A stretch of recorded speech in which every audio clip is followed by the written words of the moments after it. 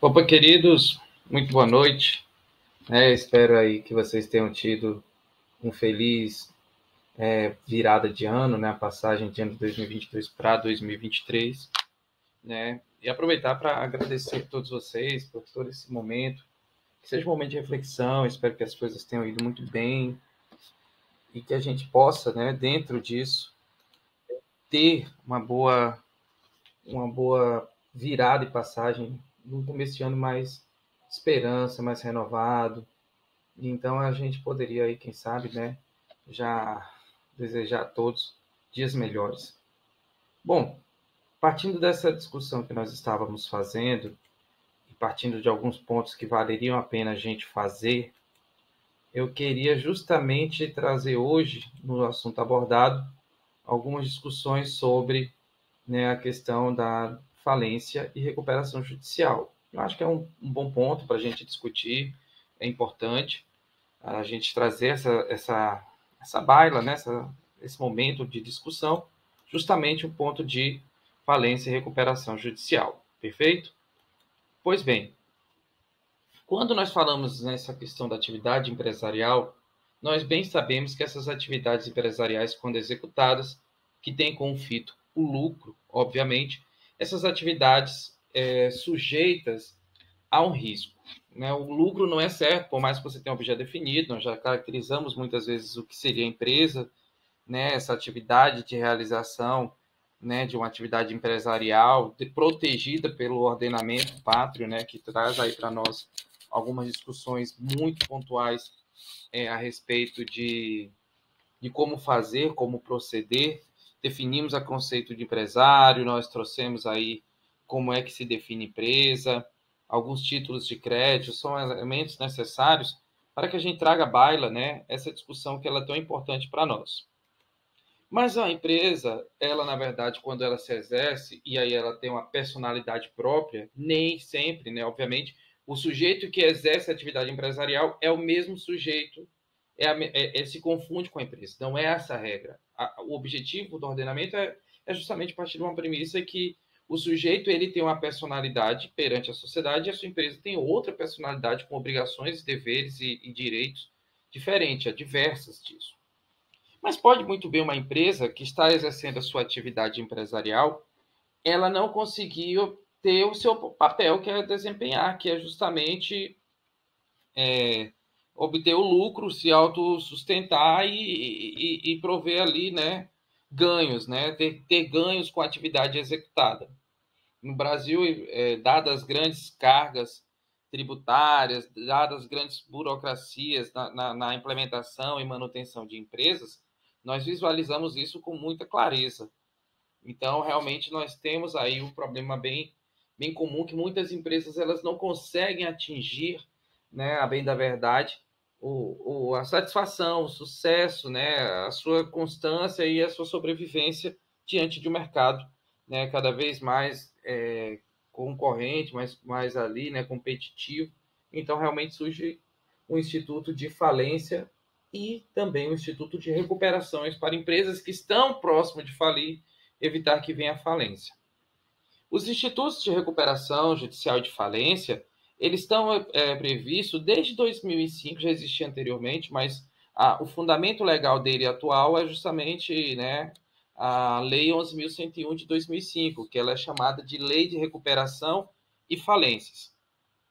E tão sujeitas, né, essa lei ela traz a figura da recuperação e da falência, recuperação judicial ou extrajudicial, tanto o empresário quanto a sociedade empresária. Então, tanto a empresa pública quanto a sociedade de economia mista, quanto uma instituição financeira público-privada, uma cooperativa de crédito, consórcio, entidade de previdência complementar, sociedade operador de plano de assistência à saúde, seguradoras, capitalizações, né? São institutos, né? São modelos que podem ali entrar no processo de falência ou de recuperação judicial.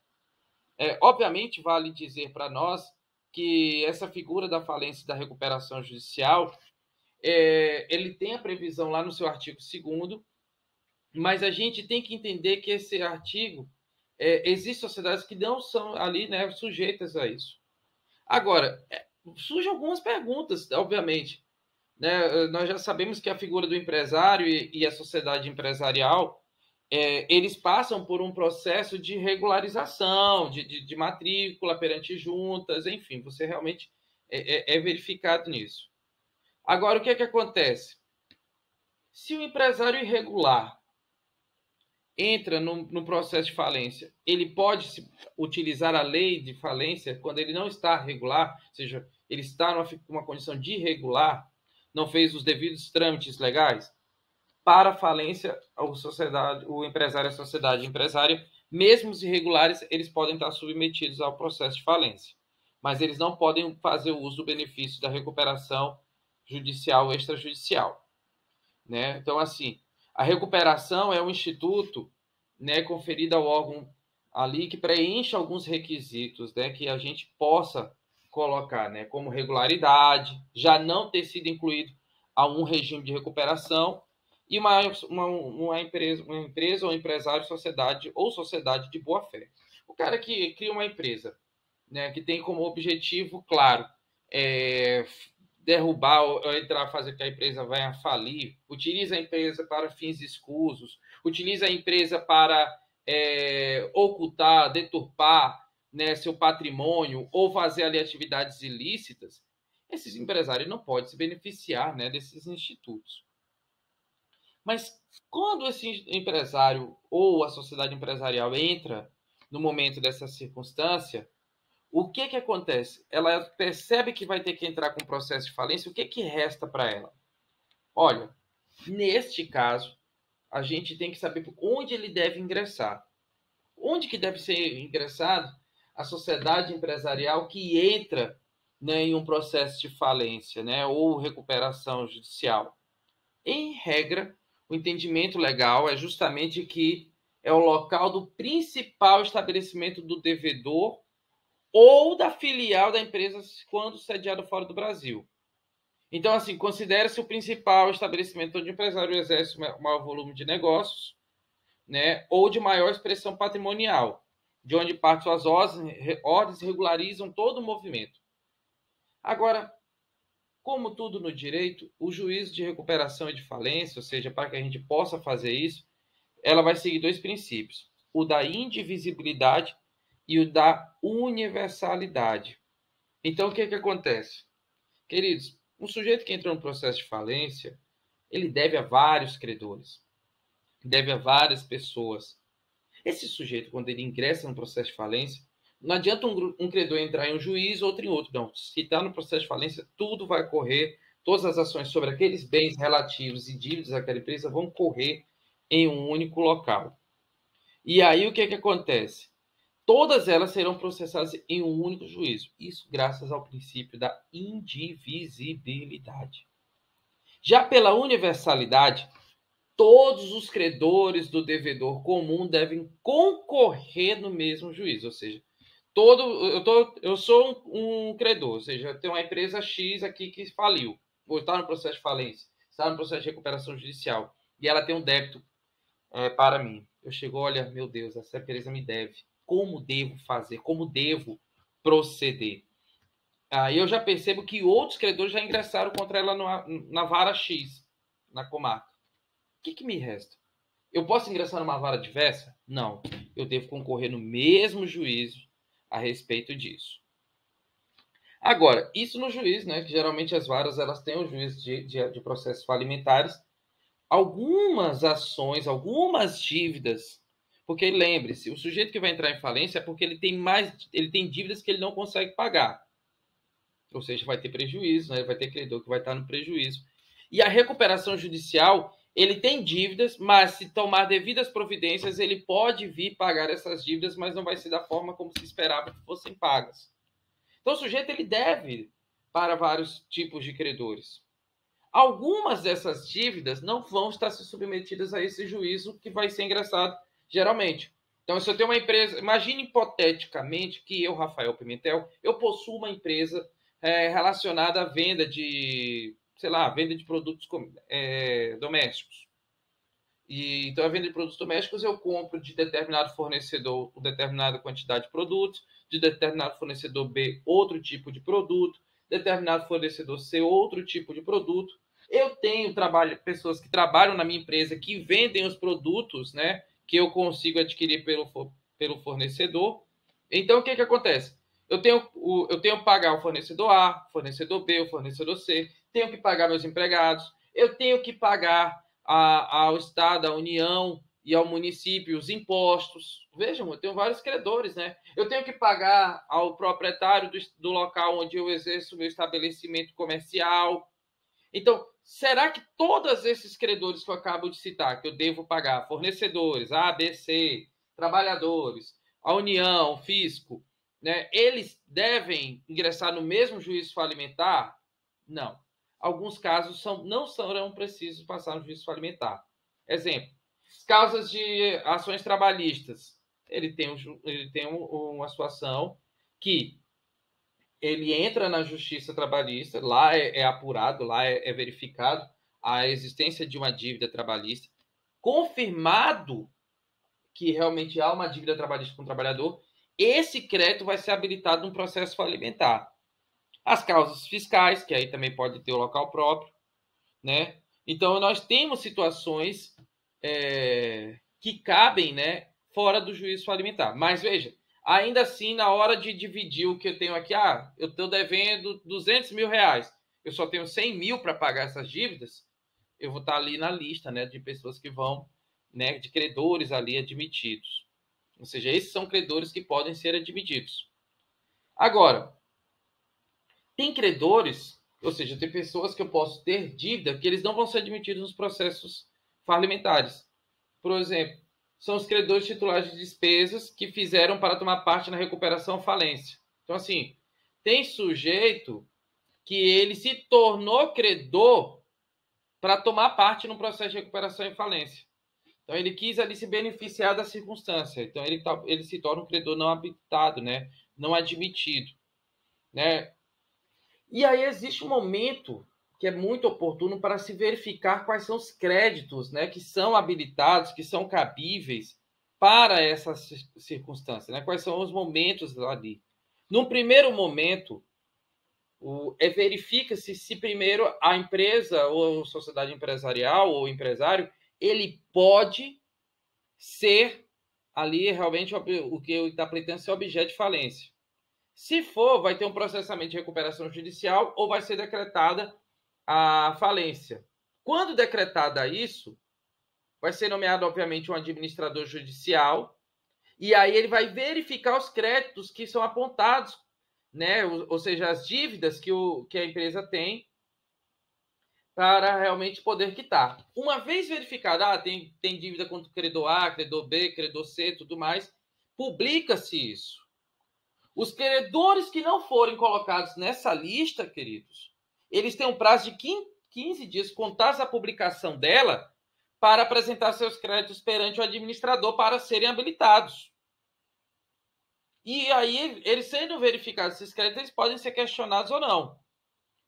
Agora, durante esse período, pode ter pedido de inclusão, podem aí ser apresentadas discordâncias, não concordo, ele não me deve só 5 mil, ele me deve 10 mil. Então, o que acontece? Vai ser publicado num prazo de 45 dias um novo edital contendo a relação desses credores. Então, aí, a partir disso, eles vão começar a ter discussão. Por exemplo, o cara diz assim, olha, porque quando é publicada essa lista, tem lá, olha, tem 200 mil, primeiro tem que pagar o fulano, depois tem que pagar cicrano, beltrano. Então, eu posso impugnar, eu posso dizer, não, calma aí, minha dívida é trabalhista, sabe? Eu preciso, é uma dívida alimentar, então eu preciso estar na frente desse cara aqui que está esperando uma dívida de um título de crédito. Então, a minha dívida tem prioridade sobre a dele. Então, pode haver discussões ali. E os créditos que são impugnados, ou seja, quando eu impugno um crédito, ele tem direito a se defender. Ele diz, não, meu crédito é muito mais importante que o seu, por conta disso. E ali ele vai trazendo, ele tem um prazo de 5 dias para poder fazer isso. Né? Então, existem essas fases que são colocadas para nós. Né? Então, assim, quando feito isso, apresentadas isso para o comitê, para o administrador judicial e o Ministério Público, vai vir a decisão judicial, que vai ser a consolidação desse quadro. É verificar e dizer, não, agora realmente é colocado. lembre-se, gente, esse processo é um processo que tem desgastes, é um processo que há contenções, há tensões entre as partes. Então, o que acontece? Realmente nós temos isso. E aí, ou seja, o que a gente precisa apontar que é muito importante numa questão falimentar, quando há um processo falimentar? Quando uma empresa ou sociedade empresarial ou empresário vem entrar em falência, os credores ficam todos preocupadíssimos, porque há um risco da sua dívida não ser paga. Então, eles todos querem habilitar seu crédito para poder, diante dos bens que ainda possuem em nome da empresa, poder ali, né, receber, quem sabe, uma parcela do que a empresa deve para ele. Então, na habilitação do crédito tem que ter o nome completo do credor, o endereço, onde ele vai ser comunicado das decisões do processo, o valor do crédito, os documentos que provem, que verifiquem que realmente esse crédito existe, a indicação ali, se possível, do devedor, que vai garantir o pagamento, a quitação disso. Então, essa é uma grande discussão. A especificação desse objeto. Então, assim, é possível nós termos isso.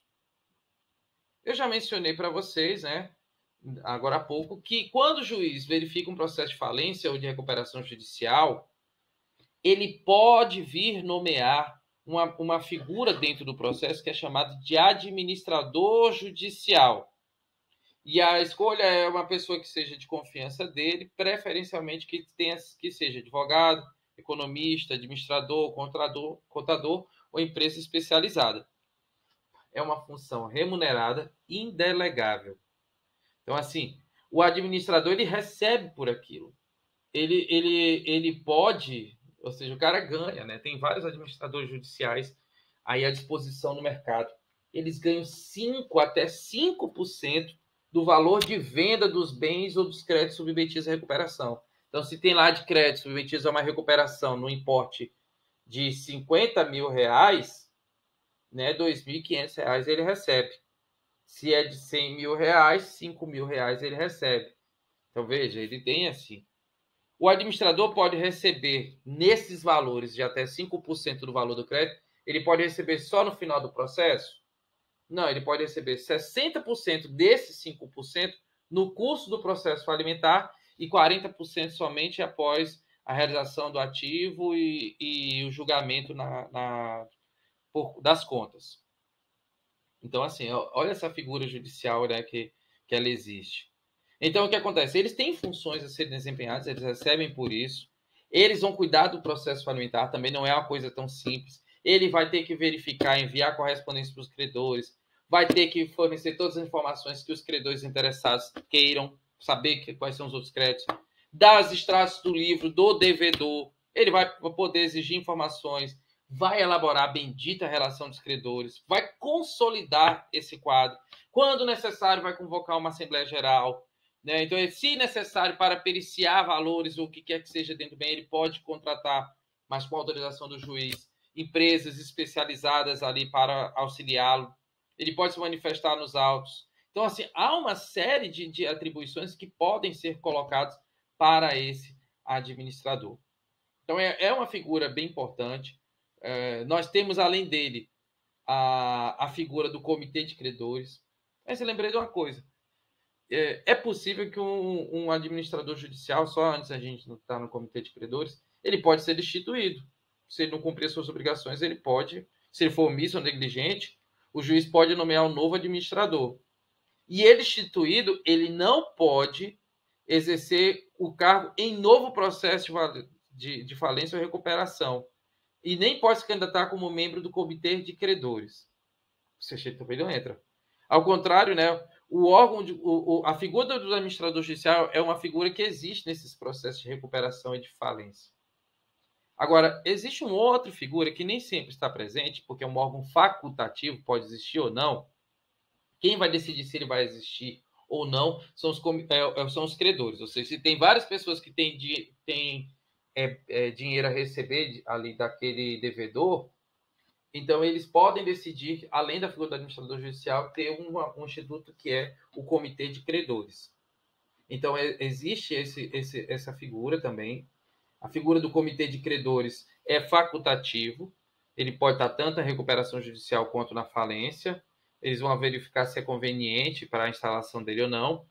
Mas se tiver um comitê de credores, ele tem que ter o quê? Um representante dos empregados, ou seja, é um da classe trabalhista, um representante dos credores de direitos reais ou garantia, ou privilégios especiais, né? Então, assim, cada membro vai ter ali, né? E um representante dos credores quirografários com privilégios gerais, ou seja, são 3, e cada um pode colocar seus respectivos suplentes. Esse comitê de credores, que está colocando de acordo, o trabalhista, o quirografário, que é aquele que vai ficar lá na rabeira, aqueles que têm direitos reais de garantias ou privilégios especiais, esse órgão é um órgão facultativo, diferente do administrador judicial, que é necessário, ele não vai ter a remuneração custeada nem pelo devedor e nem pela massa falida. Queridos, o sujeito que deixa ali, que entra no processo de falência, os bens ali, é a massa falida. Então, ele está ali, é uma situação que ele não vai mais poder realmente fazer. Essa figura é uma figura bem interessante, vale a pena para que a gente pudesse falar.